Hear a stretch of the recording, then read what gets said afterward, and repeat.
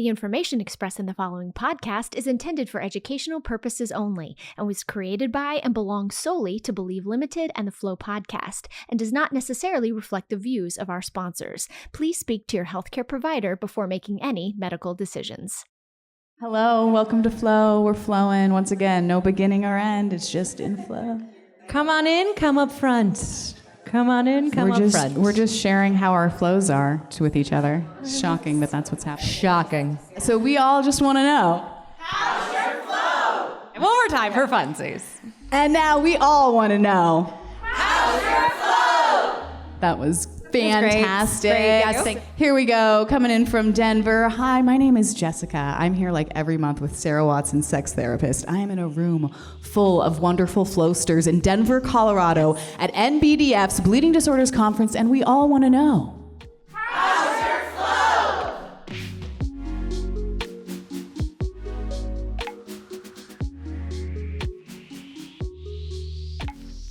your flow? How's your flow? How does that work? What is your flow at, Sarah? I'm luteal. You're luteal. Which means?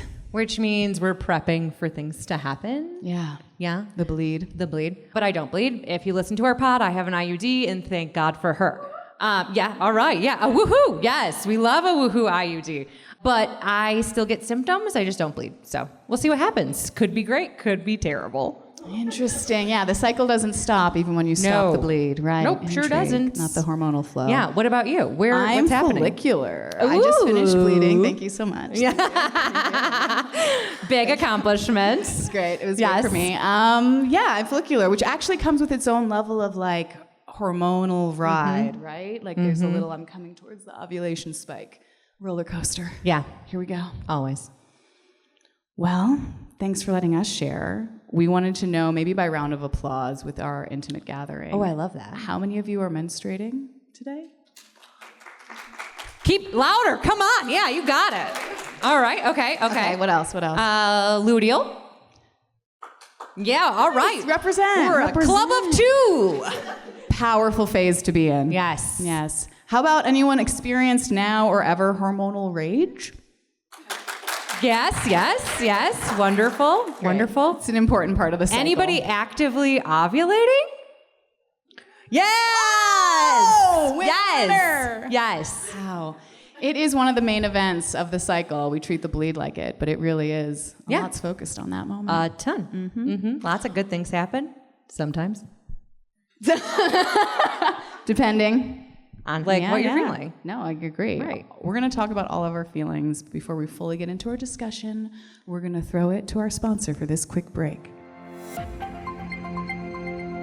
This ad is brought to you by Von Vendy, Von Willebrand Factor Recombinant. Hi, my name is Nicole. I didn't always feel empowered to speak up for myself or ask for the care and support I needed. Becoming part of a community and hearing other people's experiences helped to change my perspective. That's why my deciding factor is making my voice heard. To hear my story and access other helpful resources, drop by Von Vendy, that's VONVENDI.com/patient-stories. We love your stories. Yeah, we want to hear from from first knowledge to most recent experience. Today, since we have such a wonderful gathering, we want to see if we can do some data collection. So we won't hear everyone's full story. We could do episodes for that, but we will hear first those who would like to share about your diagnosis, specifically how long it took to get to one, if you have one, or if you don't specifically have one, someone in your life might have a relevant one. Diagnosis could be of a bleeding disorder. It could also be of symptoms of PCOS, endometriosis, fibroids, and other menstrual extreme conditions. So diagnosis time, and also why did it take so long? Or was there someone instrumental in it being not so long? That's how time works. Yeah. That's how time works. We're explaining time too today. Yeah. So any diagnosis shares? Yes. I'm coming to you. Wait, I'm coming to you. In the live studio audience. So my daughter was diagnosed at 18 months old with von Willebrand's type 3. And the pivotal moment was actually her allergy testing. Her allergist was like, it's not normal for your back to be covered in blood from this test. Right. Wow. Wow. So would the allergist help to start the seeking of the diagnosis?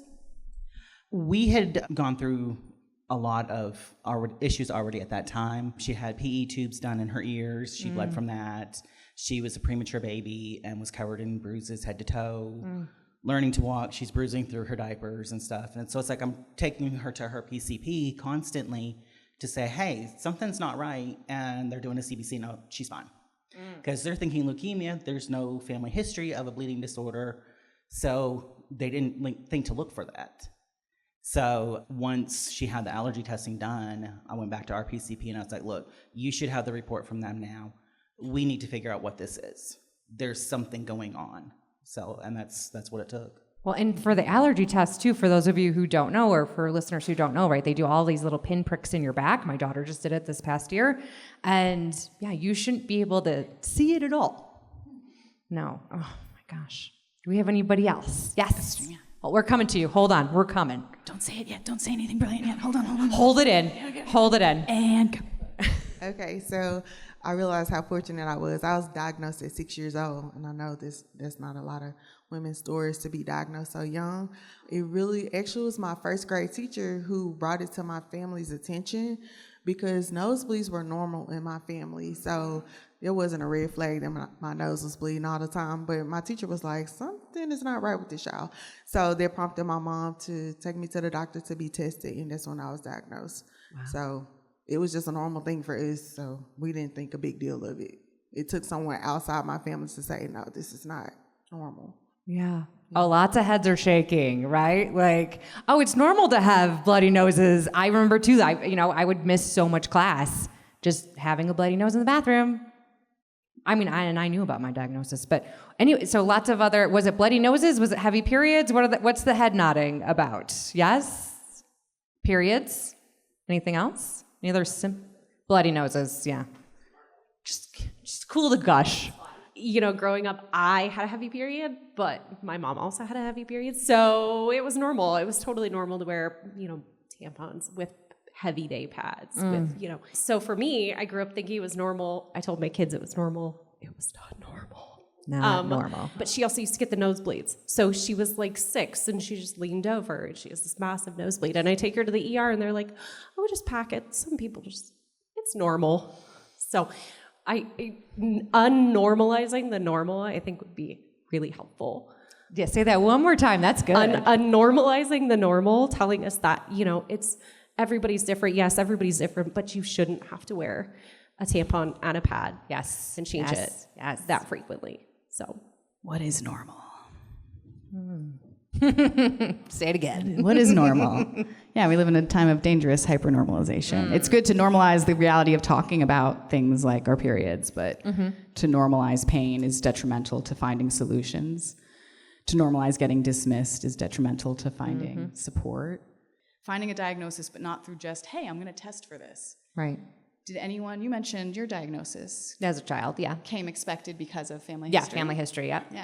Did anyone have experience with that? Yes, I was diagnosed when I was 12 because I have a family history too. My mom was diagnosed with hemophilia A. The doctor said that we are only carriers, but now we know better, right? Yes, and that's my history. Can I ask what? You said your mom was do you know her diagnosis story at all?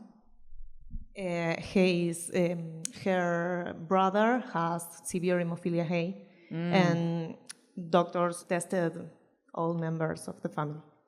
Wow. I was also diagnosed as a child due to family history. It was my grandfather in his later years. And once he was diagnosed, we were all tested. So at birth, I was tested. However, I'm diagnosed with von Willebrand's, but the extreme periods was just what you had to deal with. And at times when I was in school, I was out of school for 6 months at a time because of how heavy the period was.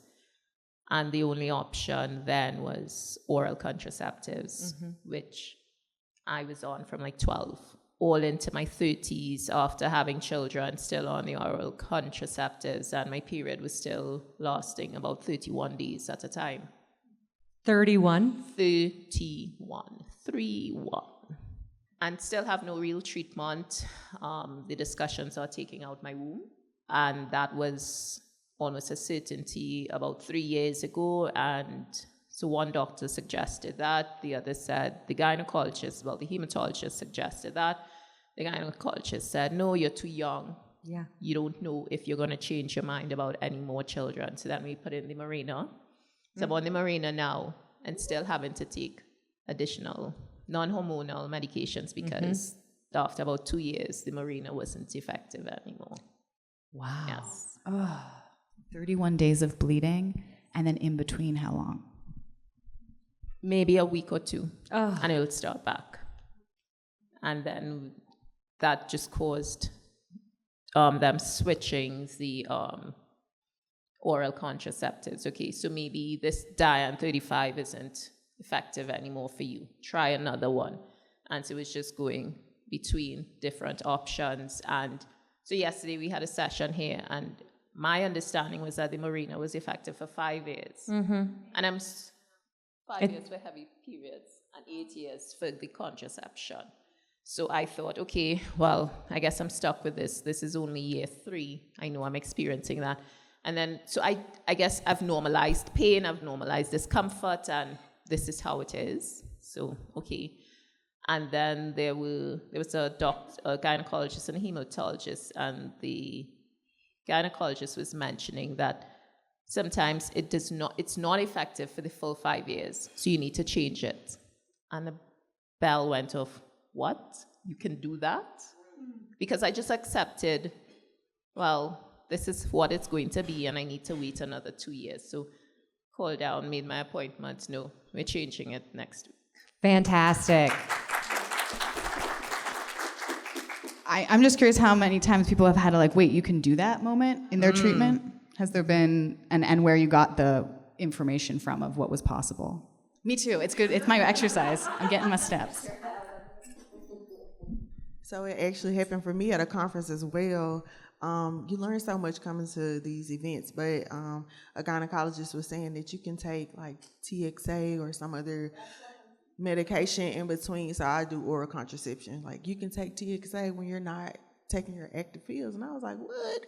So it's been a game changer for me because I noticed something was going on with my body. I was like, every other month was heavy. So I told my GYN, I said, I think I got to sit on one of these ovaries. I think it's this right side. So I thought I was so in tune with my body. Turns out it's on the left side. But, and I had fibroids. So also, check and see, get a pelvic ultrasound, advocate for yourself, because it could be other things going on with your womb that's not VWD or whatever your bleeding disorder is. And I always just thought it was my bleeding disorder, but I'm like, oh, I got fibroids, I got cysts, I got other things that are attributing to my periods being crazy. So investigate.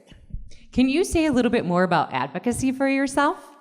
Yes, so I think we have to do that in so many spaces, and I know it's exhausting, but we have to do it. Can I tell a quick story? Please. So I was having surgery, and they were about to roll me back, and I was like, I haven't had my treatment, and they were like, what treatment?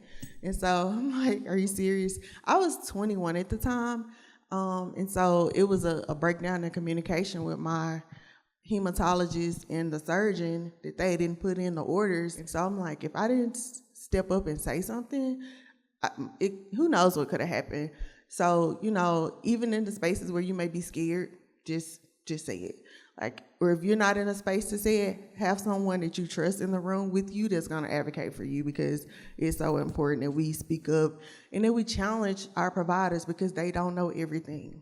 They don't know our bodies like we do. Yes, you are the expert on your body, right? Yeah, I love the buddy system. And it's okay to leave a doctor, right? And I understand that comes from a privileged place. I have the ability to do so. I know not everyone does, but it's okay. If they're not listening to you, get out if you have the ability, or get someone to go with you. Great advice. Yeah, it's a good reminder that they are there to provide a service to you. Correct. Yeah. Anybody later, like another diagnosis later in life? I mean, we have all right, here we go. I mean, not at birth or like young child. Yeah, I'm 40. I'm proud of it. I just, hey. 40 is awesome. But trying to figure myself out still. So I am a hemophilia A carrier.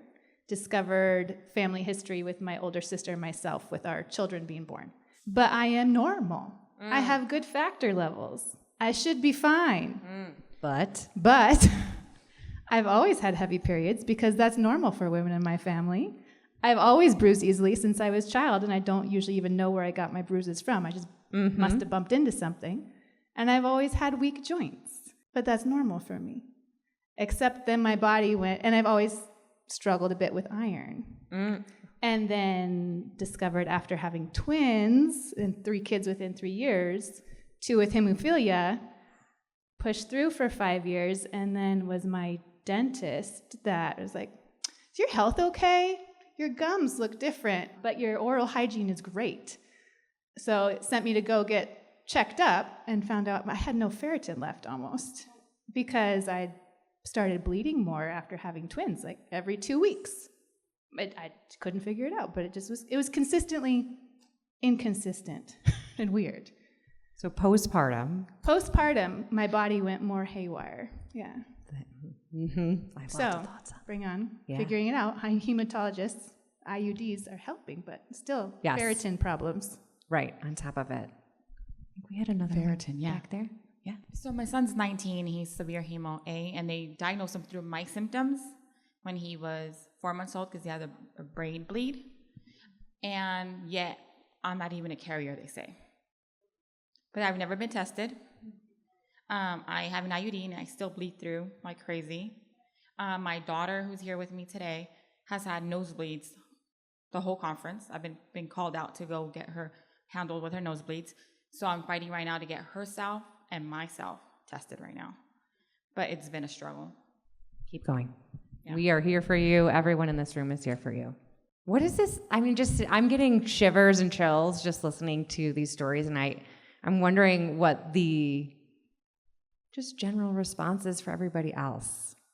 How does it feel to hearing stories that are familiar? Yes. Yeah, or hearing stories that spark curiosity about what you might want to do differently. To the point about advocacy, I had an endometrial ablation a number of years ago because my heavy periods got significantly heavier for no apparent reason at the time. And then I figured out a couple of years later that it seemed like it coincided when I started on a specific antidepressant. And so I went off the antidepressant, and over the course of a year following that, my periods dwindled down to very heavy to very, very light. And last year I went in for my annual gynecologist appointment, and they are doing screenings now for depression, that sort of thing. And, she talked to me about like if I was interested in trying something, and I said, not really, because I didn't really feel like going back to dealing with the heavy periods. And she told me that SSRIs can't cause additional bleeding. And I didn't really know what to say at the time. Like anyone that knows me knows I've been around the community for a long time, that sort of thing. But when you're in that position, it can be difficult to know how to respond. So this year I went back with a scientific article that was an overview of a bunch of other ones. I can't remember the word for it, but took information, data from a bunch of different studies to show that yes, in fact, SSRIs can cause additional bleeding. And when we got done with the entire appointment, I said to her, I just wanted to tell you, I was really upset after my appointment with you last year. I said, this is what my experience is. And I said, because she saw the paper and she asked what it was for. And I said, I just wanted to share this with you because I'm educated. I know that this can happen. My concern is that if you get other women in here that are telling you the same thing, and if that's how you firmly believe in it, they could end up having to go through an ablation, a hysterectomy, whatever, because we missed that touch point of you possibly being able to catch it. She was relatively receptive to it, but it was really hard to do. And I don't really quite know why. I feel like if it was for another woman, I'd be like banging down the door. But I feel like sometimes when it's for yourself, it's awkward. But I did it, and I was pretty happy with myself afterwards for doing it. So. That's amazing. Yeah. Yes.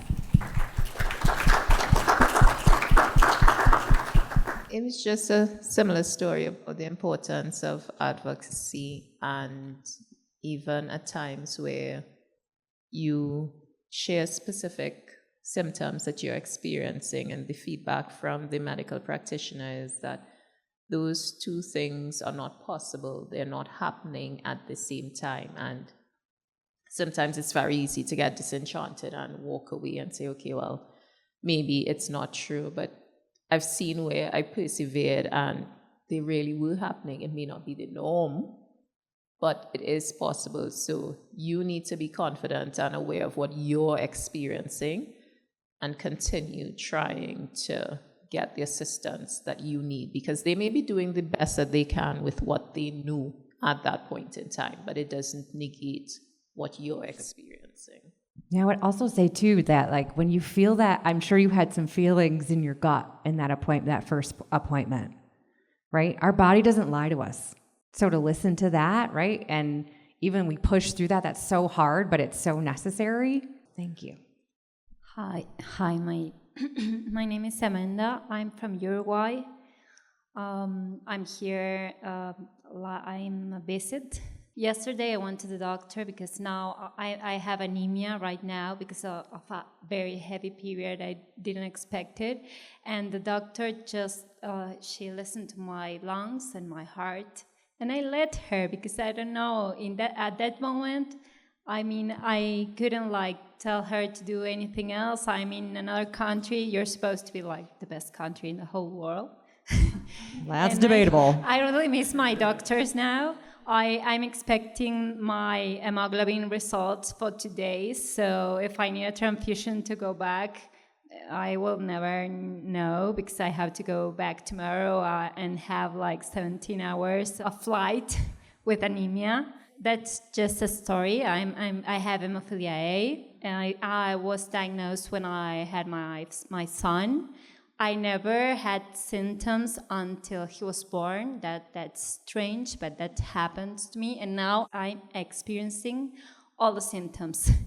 I always said to Dawn that I'm like the real life experience of a carrier. I'm doing the check boxes. I had a knee hemarthrosis. I fight because nobody wants to give me factor, and my knee was like a football ball. I couldn't walk for 3 months because they never give me the factor. I have to fight for 10 or 7 days to get it. I want to say just something short. I wrote it.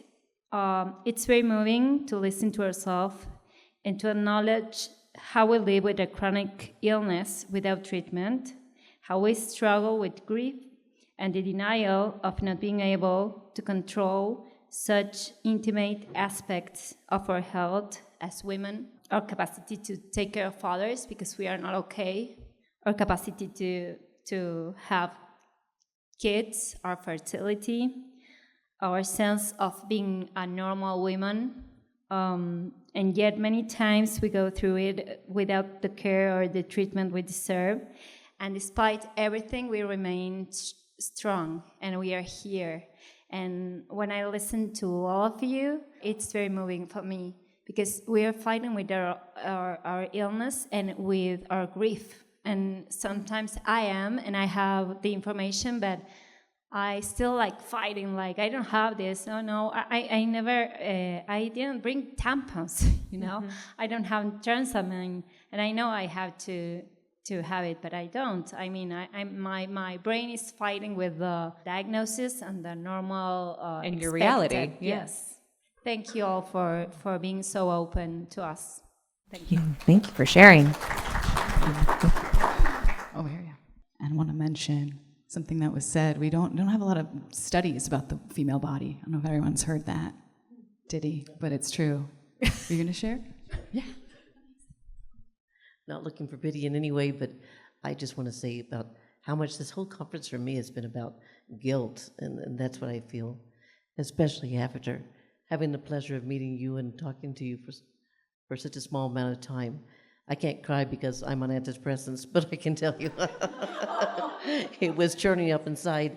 And the way I want to manifest my guilt is to continue to stay fired up and never quit.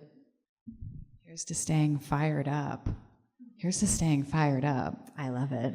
Yeah. What can we round the convo into that? What fires you up? Like to advocate for yourself in the situations you've had to, or for someone you care about. What motivates you to go and do the extra research? So I think, honestly, hearing all of your guys' stories, I'm not affected myself, but I do have 2 children who are affected. They both got diagnosis before the age of 1, and they are both females. So being able to hear your guys' stories and know that, like, that's what pushed me to make sure that, like, one of my children is on a prophy regimen, even though her levels don't see that they are. Not on the regimen I want, but we are getting there. And only reason I'm able to do that is because you guys were able to share your stories with medical professionals, with other people asking. The world is changing very slowly, but it is, because I know that my daughters were able to actually get the care that they needed because they were very lucky to have their medical professionals that we have where we live. But also, it's because you guys shared your stories, and you guys shared them with people who listen, and you guys were also annoyingly loud to the point where they couldn't ignore you anymore. And I thank you so much for being annoyingly loud. Here's to being annoying. Yes. I love that. We love it. Let's yes. go. Be loud and annoying. Who else has something burning to say? All right, so we knew we had family history of von Willebrands. My dad had given it as a gift to all of us. I'm one of 4. Both my older sisters have von Willebrands. We all have different types. I found out, we were all tested young. One was the only positive one with von Willebrands. Childbirth for myself, I hemorrhaged, I almost died after having my son, which was such an intense moment, but we got through it. We figured it out. I was a bleeder. I have von Willebrands. My son also has it. Both my boys have it. So coming from a family, a small family of only us advocating for ourselves, I'm originally from Ecuador. Bad family history. No one recollects anything that ever happened. If you bled, your nose was bleeding. You know, like my dad said, he's military. One bloody, losing a tooth was just switch and swallow whiskey. You're good. Keep going, right? Nothing's going on. My mom being here, advocating for us, like, oh, your periods are fine. You'll have them heavy. It's okay. Till after I went back to school, after having a family, knowing that we have von Willebrands. I'm like, this is hereditary. You guys we're all giving it to everyone. Like, we need to find out the source. We need to make our own family tree. So now we've now found out that my older sister has a subtype. So she has the 2B. My second oldest has 1. My nephews have von Willebrands hemophilia. My boys have the von Willebrands 1. My dad has 3, which I am his caretaker. He lives with me. I infuse him. We've now gone to 2 trials of medications. We finally found one. Yay. And it's been stressed since then. So here I am in my first conference, getting all this info, overwhelmed, but I have so many notes, so many pictures. I'm like, I'm going back home to figure this out. We're going to do it. My siblings suck. Because they're like, you go, you're medical. They sent you on your own. They're like, have fun. She's like, you represent us, you represent the Morillos, and you get all this info so we all know. Because there's more generations coming.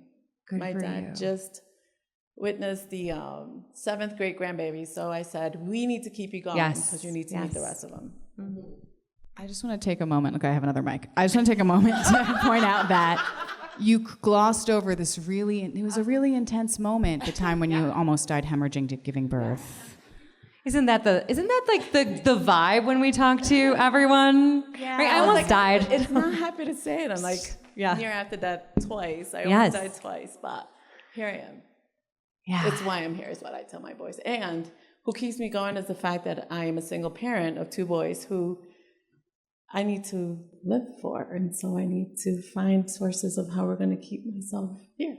Right. And about Flo, she rocks and she's gone on my end because I had the ablation. Okay. even though I did it at a younger age where my GYN was like, don't do it, you're going to go into perimenopause. I'm like, okay, I don't have a period. I could go on and on, right? We could all like, oh, you had something to say.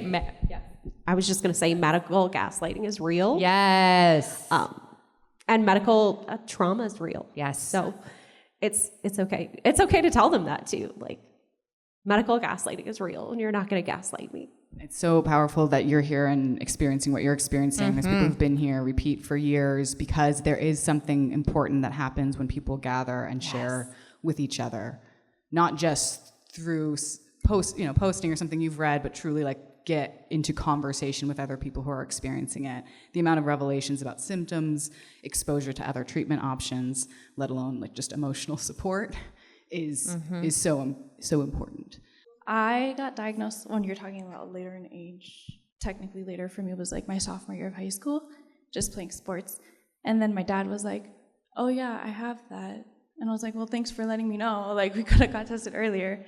But it just wasn't something that was like talked about and mentioned until I had to actually go get the diagnosis. And he's like, yeah, by the way, thank you, too late.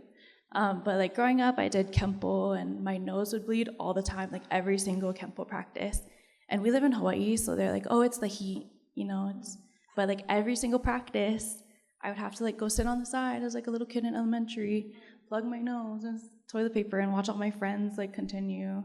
And then that went on for like years. And then I played high school and college volleyball and diving. I would get like massive bruises on my hips.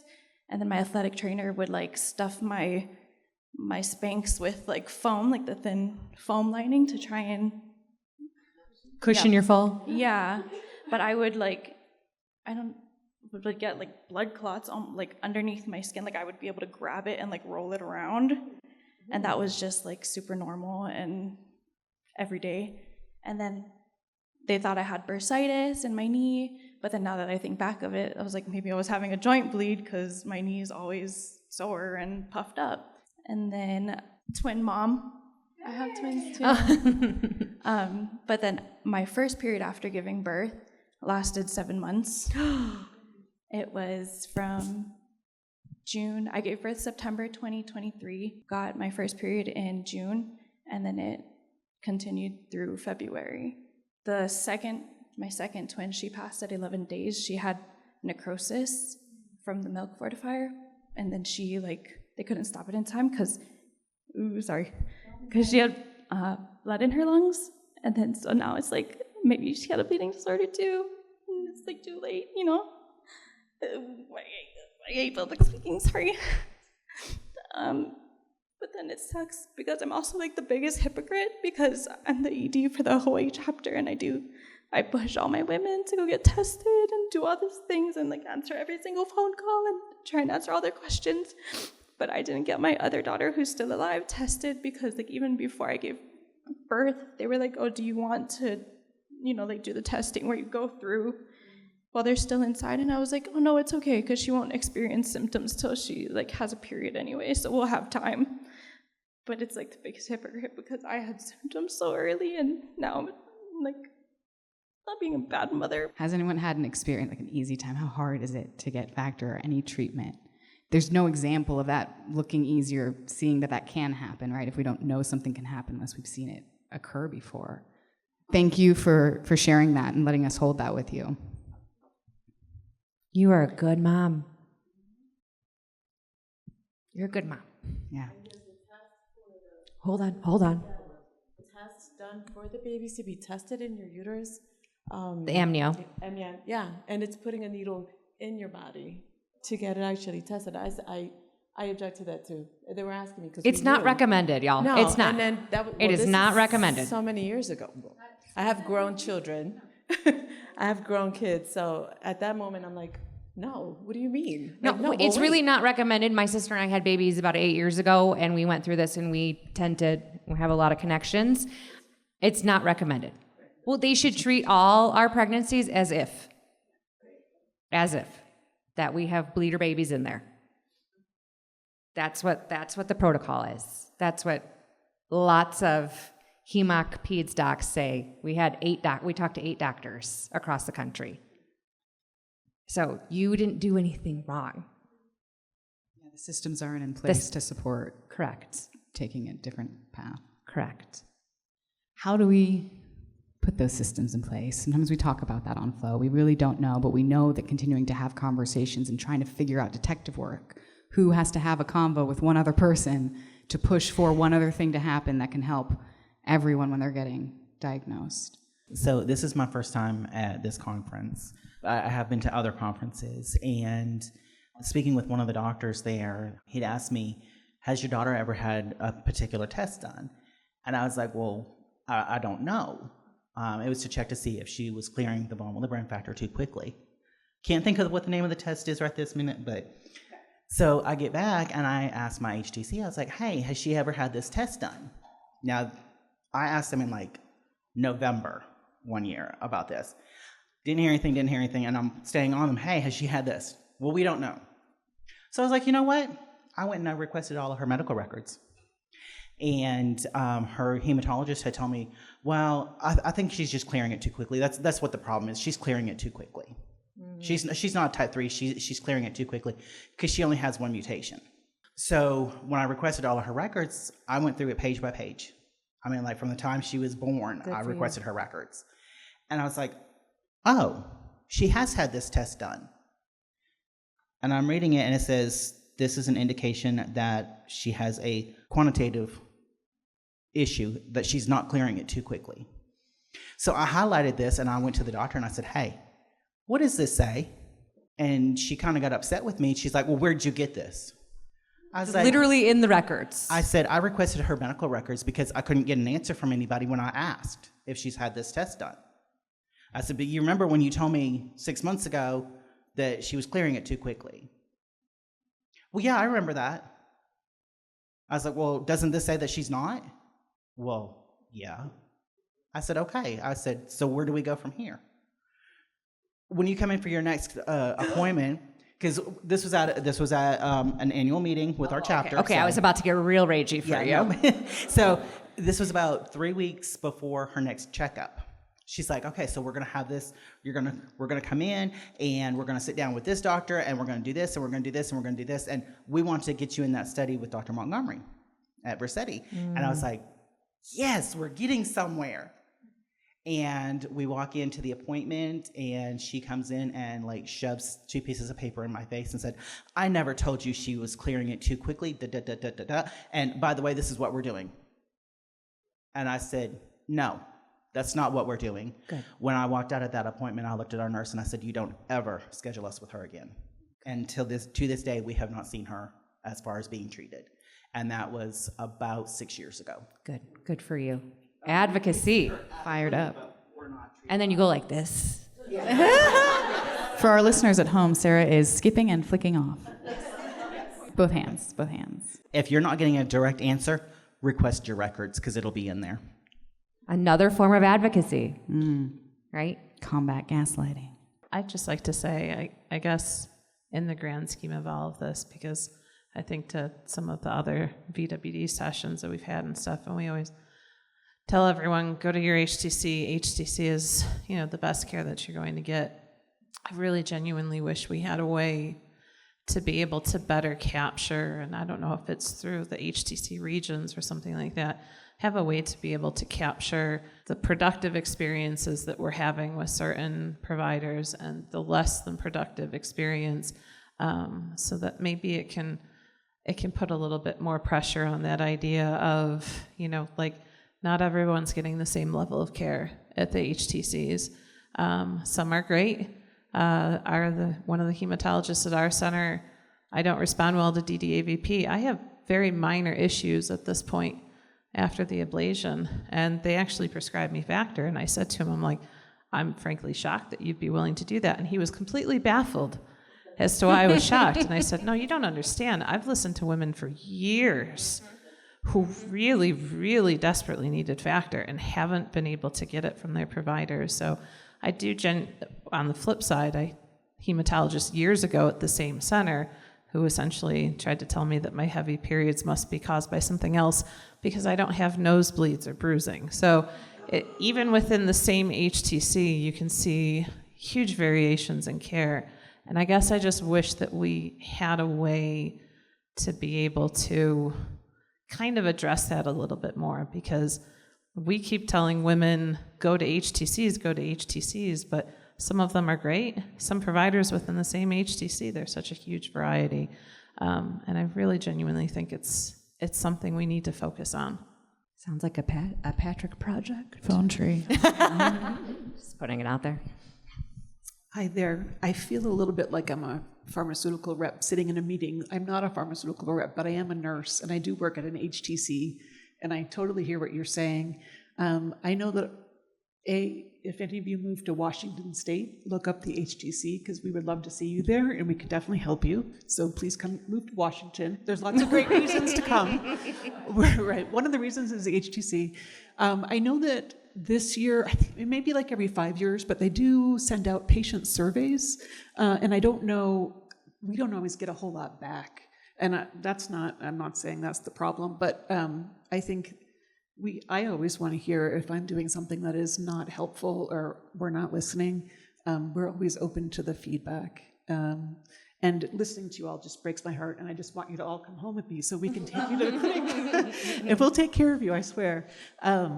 And I think also it's important to know there are some people who are not diagnosed, but they have very similar bleeding symptoms. And so, we call that BDUC, bleeding disorder of unknown cause. And I always say to our patients, when, it's because all the tests that we have right now to test, they're all negative. Doesn't mean that there aren't more tests that will be discovered someday, but the tests that we have right now to test you are negative, and you have bleeding.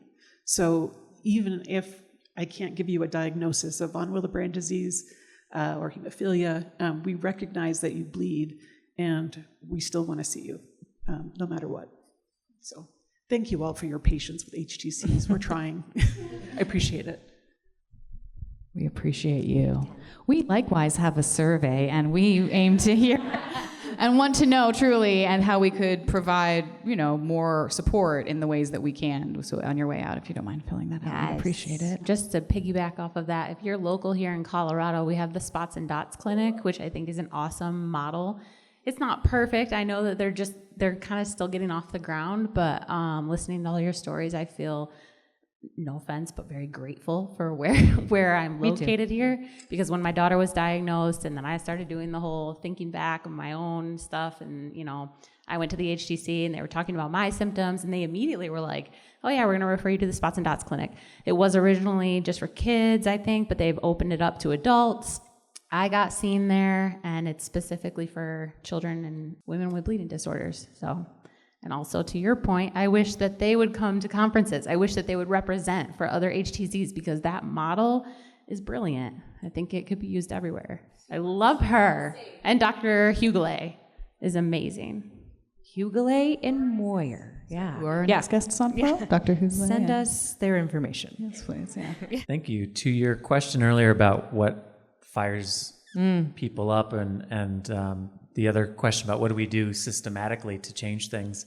When my daughter was born, I wanted to prioritize having her tested, making sure that she got a diagnosis if she needed one, which she does, making sure she had access to treatment, which she does, so that no matter what expression she has in her life, and that will change over time, but it's in her record that she has hemophilia, yes, that she has had access to factor concentrate. And something I came to appreciate, because like others have spoken about, I'm a better advocate for you than I am for me. But something I've come to appreciate, number one, my daughter's not me. So it changed that. Whole different ballgame. It brings out a whole different sense of self. I got in my spine there. But the other thing I've come to appreciate is that self-advocacy or advocacy for my family is advocacy for the community, because it teaches a physician something, or it breaks a barrier, it opens a new door. So I've used that reminder to help me kind of push past my own insecurity, whether it's about me or my daughter, to remember that I'm not just advocating for us, I'm advocating for the wider community every time. Wow. And we have the support of the community. I mean, I feel it from being by proxy involved over the years. I feel how this community shows up for each other. And we thank you for showing up today to flow with To flow with us.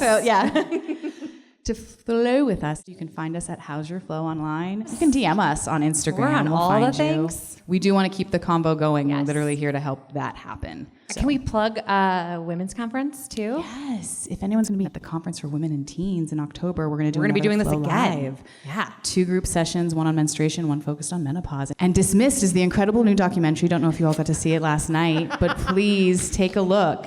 Such a pro. Thank you. So good. It's an incredible piece for the community, by the community. Patrick, where can we find it?